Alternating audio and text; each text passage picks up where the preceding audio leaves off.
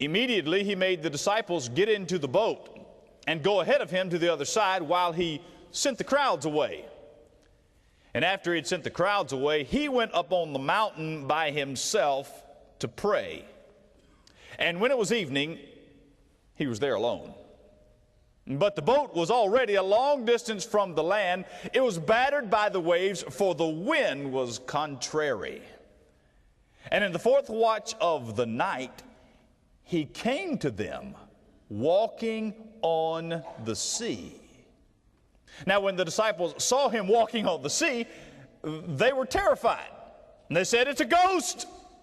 And they cried out in fear. But immediately Jesus spoke to them, saying, "Take courage, it is I, don't be afraid." Peter said to him, "Lord, if it's you, command me to come to you on the water." And he said to him, "Come." Peter got out of the boat, and he walked on the water. And he came toward Jesus, but seeing the wind, he became frightened, and beginning to sink, he cried out, "Lord, save me!" Immediately, Jesus stretched forth his hand and took hold of him and said to him, "You of little faith, why did you doubt?" When they got into the boat, he and Peter, when they got into the boat, the wind stopped.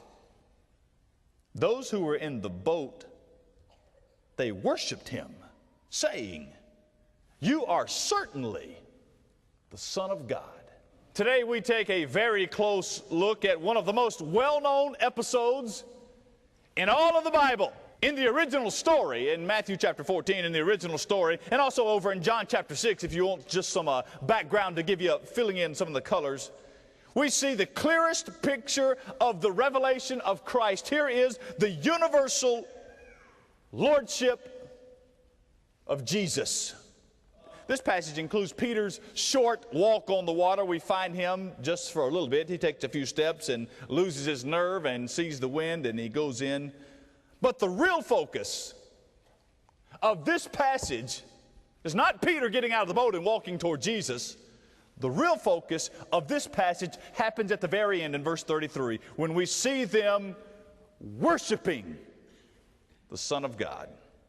The real focus is Christ and how you respond to him. I'm hoping that you will see in your life that the only right response to Jesus is worship.